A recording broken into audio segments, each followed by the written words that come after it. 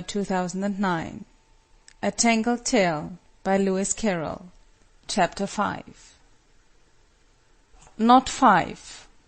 Oughts and crosses. Look here, upon this picture, and on this. And what made you choose the first train, Goosey? Said Mad Mathesis, as they got into the cab. Couldn't you count better than that? I took an extreme case, was the tearful reply.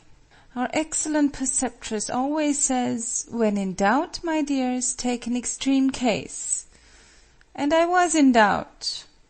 Does it always succeed? Her aunt inquired. Clara sighed. Not always, she reluctantly admitted. And I can't make out why. One day she was telling the little girls, they make such noise at tea, you know. The more noise you make, the less jam you will have, and vice versa. And I thought they wouldn't know what vice versa meant, so I explained it to them.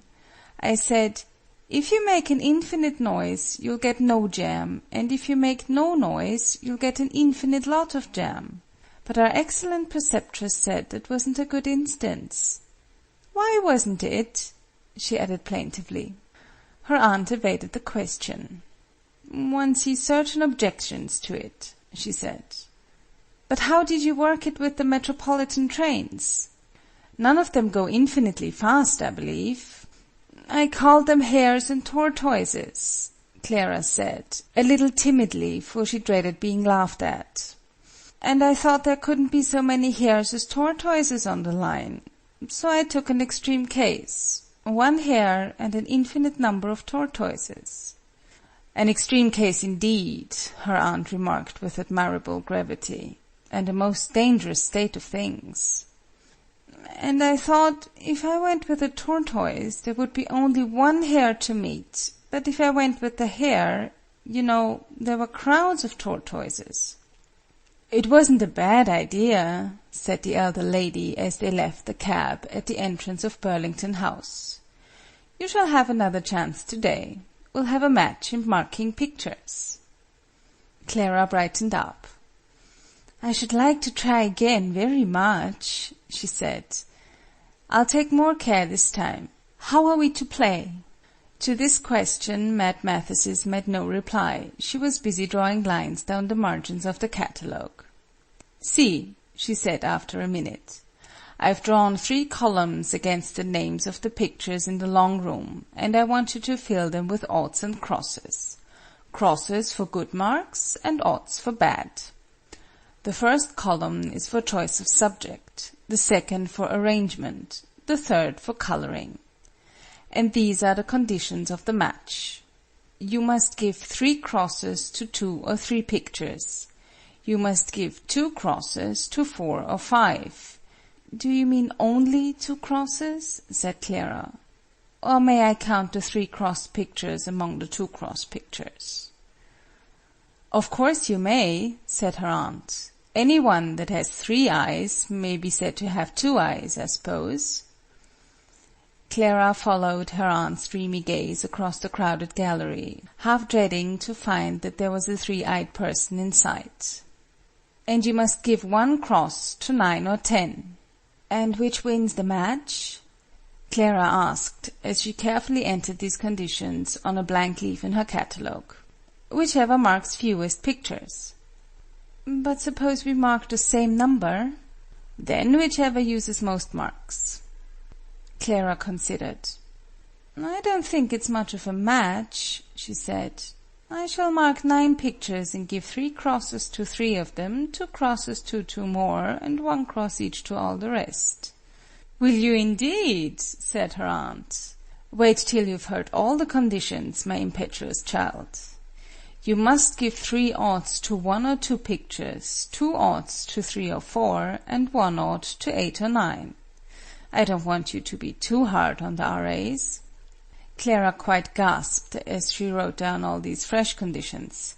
It's a great deal worse than circulating decimals, she said. But I'm determined to win all the same. Her aunt smiled grimly. We can begin here, she said, as they paused before a gigantic picture, which the catalogue informed them was the Portrait of Lieutenant Brown, mounted on his favourite elephant. "He looks awfully conceited," said Clara. "I don't think he was the elephant's favourite lieutenant. What a hideous picture it is! And it takes up room enough for 20. "Mind what you say, my dear," her aunt interposed. "It's by an R.A." But Clara was quite reckless. "I don't care who it's by," she cried, "and I shall give it 3 bad marks." Aunt and niece soon drifted away from each other in the crowd, and for the next half-hour Clara was hard at work, putting in marks and rubbing them out again, and hunting up and down for suitable pictures. This she found the hardest part of all. "I can't find the one I want," she exclaimed at last, almost crying with vexation. "What is it you want to find, my dear?"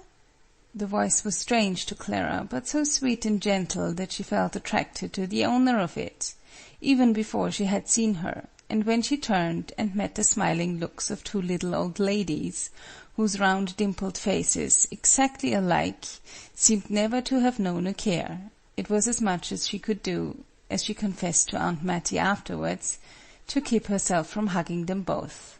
"I was looking for a picture," she said, "that has a good subject, and that's well arranged, but badly coloured." The little old ladies glanced at each other in some alarm. "Calm yourself, my dear," said the one who had spoken first, "and try to remember which it was. What was the subject? Was it an elephant, for instance?" the other sister suggested. They were still in sight of Lieutenant Brown. "I don't know indeed," Clara impetuously replied. "You know, it doesn't matter a bit what the subject is, so long as it's a good one." Once more the sisters exchanged looks of alarm, and one of them whispered something to the other, of which Clara caught only the one word, "mad." "They mean Aunt Mattie, of course," she said to herself, fancying in her innocence that London was like her native town, where everybody knew everybody else. "If you mean my aunt," she added aloud, "she's there, just 3 pictures beyond Lieutenant Brown." "Ah, well, then you better go to her, my dear," her new friend said soothingly. "She'll find you the picture you want. Good-bye, dear." "Good-bye, dear," echoed the other sister. "Mind you don't lose sight of your aunt." And the pair trotted off into another room, leaving Clara rather perplexed at their manner. "They're real darlings," she soliloquized. "I wonder why they pity me so." And she wandered on, murmuring to herself, "It must have 2 good marks, and—" End of chapter 5.